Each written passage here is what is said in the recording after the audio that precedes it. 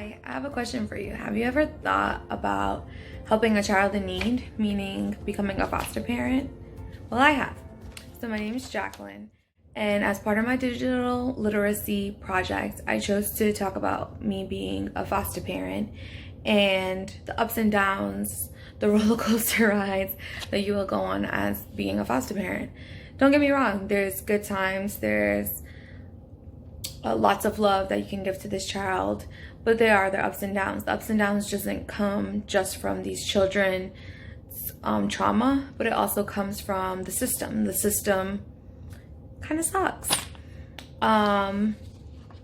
The court system tries its best. DCYF and your agency, if you choose one, tries their best as well to help guide these children through the ups and downs with the foster family.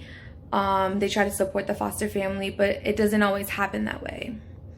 And that can be tough on not only the foster family, but also the foster children. And as a foster parent, you try to do your best as you can. And my husband and I also took that 10-week course. It was very engaging, which we both liked. There was about, I want to say maybe 10 to 12 different couples. And there was all types of families. There was gay couples, there were younger and older couples. So being a foster parent doesn't have a criteria. You can be a single mom and be a foster parent. You can be married or just boyfriend and girlfriend and just meet the requirements to be the foster family. So we did a 10-week course. It was 10 Mondays. And they provided us meals while we went there. We actually got to meet other foster parents that have been doing it for like 10, 15, 20 years, some of them. And within the course, we even got to reenact trauma situations that might possibly take place when you do have a foster child. So you're kind of getting a firsthand, like a hands-on lesson on being prepared for these trauma situations, because they can happen. You obviously, as a foster parent, you don't want to experience that, but it's a possibility that we all just have to face.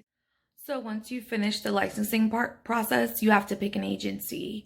And once you pick your agency will come out to your home and do a home study. So the home study pretty much just consists of, they want to see how you're living, what your house looks like.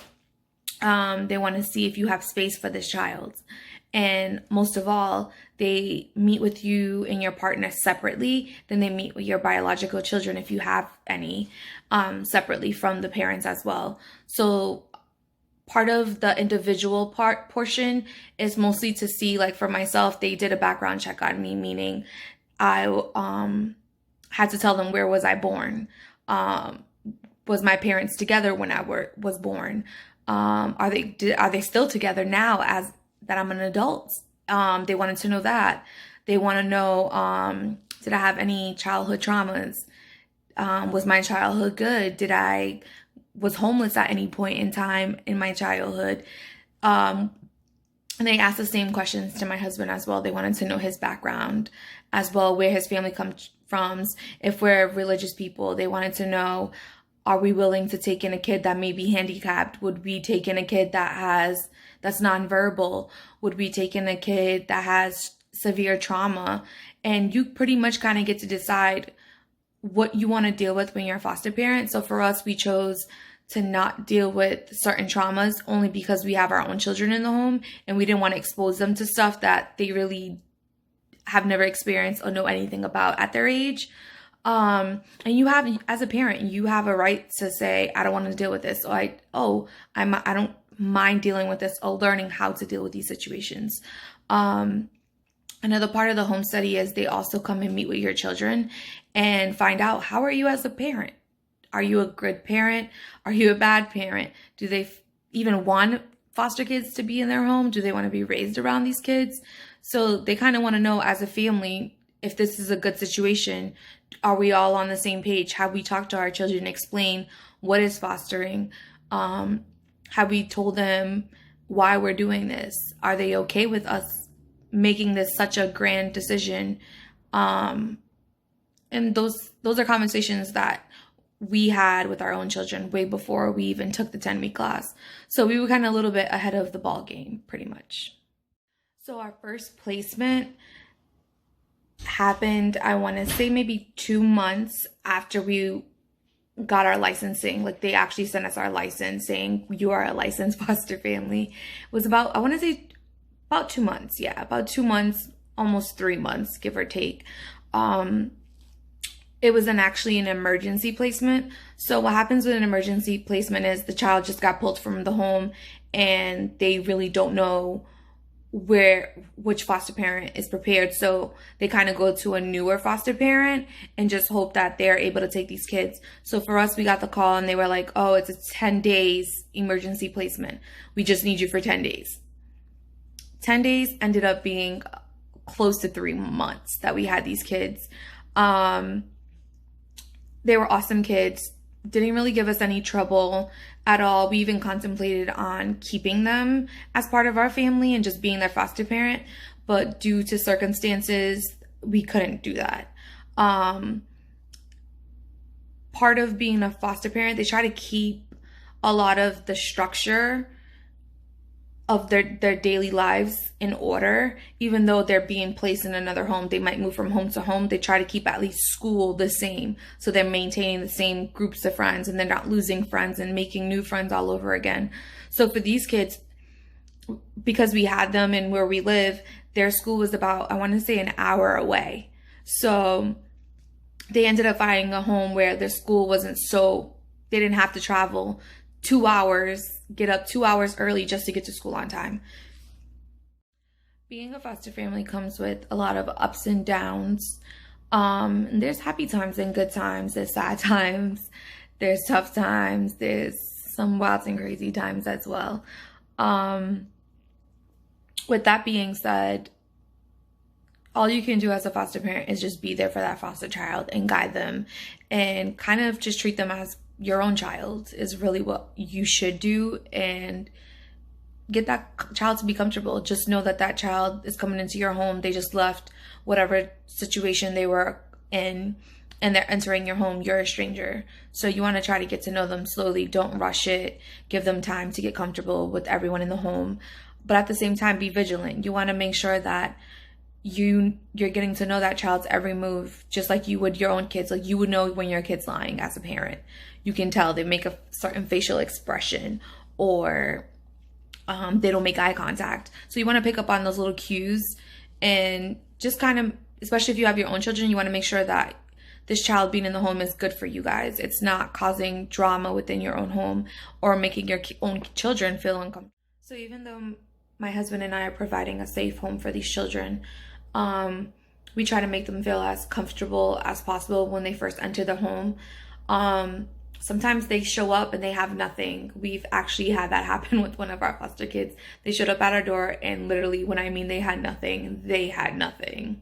We had to buy winter jackets, clothes, shoes, diapers, wipes, like everything we had to supply. You do hear from the agencies or that there's a stipend that you can get. So like, for example, when I bought all those things, I would just turn in the receipt and then you would get your money back. Even though DCYF is supposed to provide you with a gift card when the kids first come, it hasn't happened. And it's part of their policy. And like I said, it hasn't happened. And I try to keep, when I'm saying stuff and I'm smiling and stuff, I'm trying to keep a positive attitude on everything, because it's not easy. It's not, you're trying to do right by these kids, and there's going to be ups and downs. It's going to be like a roller coaster ride going like this daily. Sometimes it might be a smooth sailing day, or it just might be crazy every single day. And I've experienced a mixture of all of it. So that's why I'm speaking from experience. I'm not just saying this just to say this. Like, these are my experiences, and I'm trying to describe it to you, but without giving too much detail, because it's these kids' personal lives, and it's our personal experience as well. But at the same time, I can speak on certain aspects of it. Another aspect that I would love to touch base on is the downfall of the system. The system tries its best to be there for you as a foster parent, but sometimes it doesn't happen. An example I can give is they're supposed to check in at least once a week. it doesn't happen. Once they get comfortable with you and know that you're an awesome foster parent, I tend to feel that they kind of like, oh, we don't have to worry about them. Like, that kid's okay. But sometimes as a foster parent, you need that support. You need to know that you're making the right decisions. You sometimes just want to check in. And sometimes that check-in person can be your own personal agency outside of DCYF. But sometimes your agency is there for you and DCYF is not so much. So for me, I find myself when I had an issue with a foster child, I was emailing constantly and I was calling every Tom possible, like, you're gonna help me because this is ridiculous. Like, no one's been helping. And it went on like 6 to 8 months of the system kind of just sucking and not being there for us. And that's why I said that we have our ups and downs and our struggles as foster parents, but you have to have like a space in your heart to kind of just be there for these kids and just go through the ups and downs with them because, you know, they didn't choose this life that they're in. They didn't choose to go through the traumas that they went through. It's just an unfortunate situation that happened to them and their families. So the system is built on reunification. So the courts want to reunify every child back with its biological family, which is great. Sometimes. Sometimes the kids fall through the cracks and they get reunified with a family, their biological family, that isn't in the best position to take them back. And no one really checks to make sure that these kids are going back and that they're in a safe situation. They kind of just like, okay, this kid's been in the system for a year, 2 years, 3 years, 4 years. Let's just send them back. And sending them back's not the best decision always. As a parent, of course, I want if God forbid my kids were taken from me, I would want them back. But at the same time, I would want them to be coming back to me because I'm doing better. I have a job. I have a roof over my head. I can provide for my children. And I would want them to check to make sure that I have all these things that I'm saying that I have and not just taking my word for it and then sending my kids back to me and then we're back in a crappy situation. And that happens. It doesn't happen all the time, but it happens. Another downfall with the system is the constant change of DCYF workers. And sometimes change needs to happen because it could be a situation where the DCYF worker isn't doing their job correctly. So when they change the worker, you might be excited. Who knows? But there's some cases where it just changes, and and I'm speaking from experience. I've had a worker start off as one person, and then like 3 weeks later, it was somebody else. 2 months later, it was somebody else. And it can be chaotic only because if there's already a traumatic situation and trauma that this child went through and you're trying to help them through it, the constant change of the person who's supposed to be backing you up when you're going through these situations and it's someone new every single time, is like, what the hell? Like, you pretty much have to start telling your story all over again from the beginning. Like, oh, so when the kid came, this happened, that happened, then this happened, then we got help with this, but then someone was supposed to come for this and no one showed up. It becomes like you telling that same story over and over and over and over and over, and it gets freaking frustrating because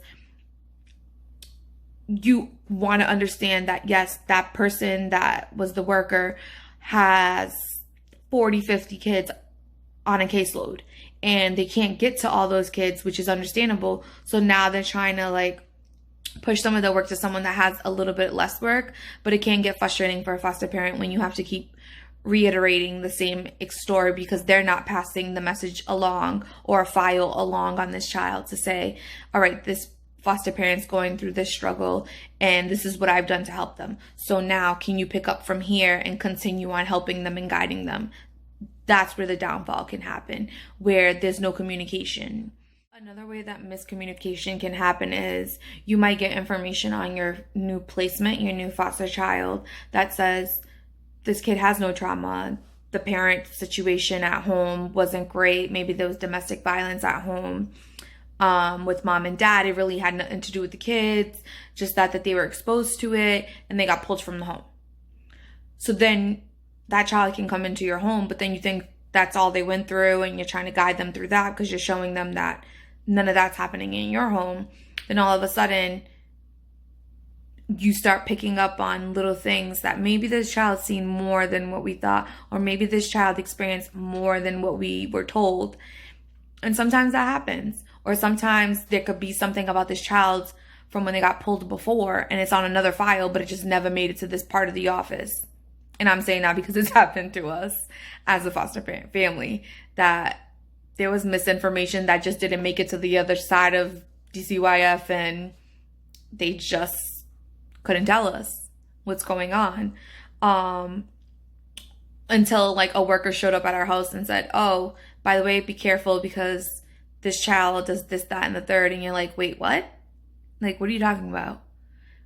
And they're like, oh, they didn't tell you? Like, no, no one told us that. Okay. So then now you're like, crap is running through your head. Like, okay, so that fell through the crack. Okay. So this was, and it could be something that you and your spouse or you and your family decided that you didn't want to deal with. And then all of a sudden now you're stuck in the middle. Now you're dealing with it because it fell through the cracks. You didn't know. No one told you. And those things happen. And you just kind of roll with the punches and just kind of figure out, all right, is this still the best situation? And sometimes you just continue to foster that child just because they've already been through enough and they may have gotten comfortable with you as a family, and maybe you can be their support system and could get them through the tough times. So as a foster family, you always want to be prepared as well, because these kids go through a thing called honeymoon stage, which just means that they may be well behaved, great manners, and then let's say a month goes by, sometimes it could be 6 months, it could even be a year. We learned that in our licensing class. It could be up to a year that these kids will be amazing. And then all of a sudden they're comfortable with you now. So now they'll start misbehaving or being disrespectful. And it's common. It happens. It actually happened with us with our first placement. It happened towards the end of the 3 months that we had them. With our second placement that we still currently have now, that didn't happen until, I want to say, visitation with the bio parents started taking place.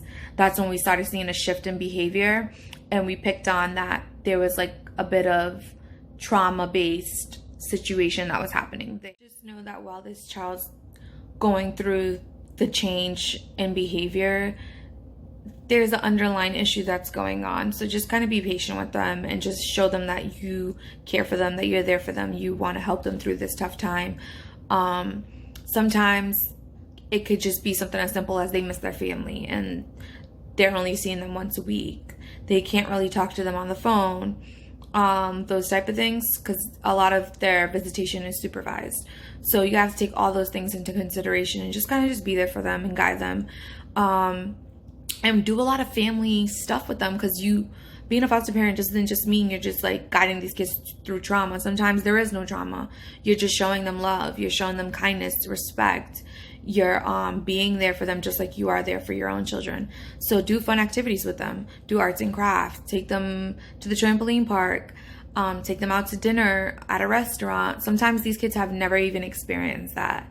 My first placement, they never went anywhere. Like, when I mean they've never went anywhere, they never went anywhere. We took them to the trampoline park. It was their first time ever going to experiencing anything like that. We went to a restaurant. They said they'd never been to a restaurant. And these weren't like little kids. These were like preteens that have never experienced that type of situation. It like literally blew my mind. And as a foster family, I feel like you would want to give those same experiences that you would experience as a family to these foster kids. You don't want to leave them out of any situation. So if I was going on a trip, I would want to see if I can take them on the trip. Most cases than not, you can, as long as their bio family signs off on it. In most cases, they do, because they want their kids to have experienced those things, because maybe they can't provide for them to experience a Disney trip, but they're able to go with the foster family, so they would sign off on that. You want to take them to the movies. You want to, if you have a horse, take them on a horse. Like, there's so many different things you can do as a family. Go on bike rides. movie nights outside if you have a projector, a fire pit, anything. You just want to have fun with these kids.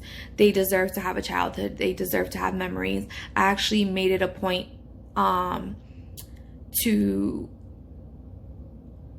start like taking pictures of my foster kids. I don't post them on social media or anything like that, but I take pictures of all the fun that they had with us, and I print them out. So if they ever do leave us and go back home, or they get adopted, whatever the case may be, they'll have an album of memories, of good memories, to say, hey, I went to Disney, or hey, I went bike riding, I had a bike, or hey, I went swimming this summer. Like, just to have those memories, because I feel like a lot of these kids get pulled out of their homes. They may not ever go back to that home. They may not ever have any photos.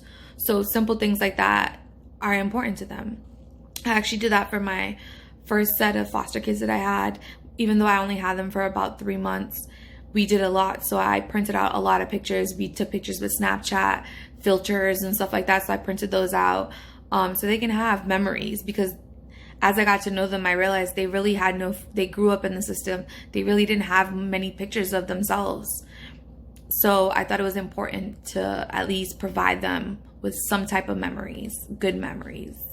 So once I've made a child an album, that just means that they're either being reunified with their bio family, or maybe they're going with an immediate family member, meaning like a grandparent, or it could be a long distance cousin that's willing to take them. Or sometimes they could just be getting adopted. So once the kids actually leave your home, it could be heartbreaking. It could be sad.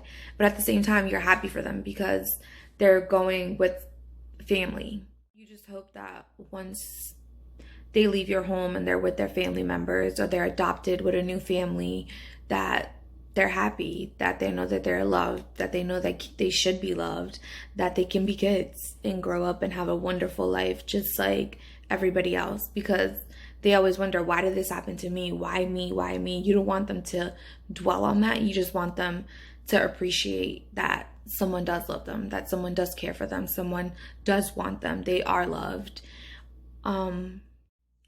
So with all that said, I chose to be a foster parent because I wanted to provide for a child that didn't have clothes, didn't have a home, didn't have love, didn't have safety, didn't have a roof over their head. I wanted to provide that for another child. Yes, I could have had more children of my own, but I chose to extend my family in other ways. This has been my journey this far as being a foster parent. And like I said, it's a roller coaster ride, but I wouldn't change it one bit. It's been an experience. It's been complicated. It's been chaotic. It's been fun. I've met some amazing kids so far. And I'll just have to see how much longer I'm going to do this for. It may be a couple of years. It may just be till I adopt maybe 5 or 6 of them. Who knows? But this has been my journey, and I just wanted to share my story with you guys, and I hope you guys like it.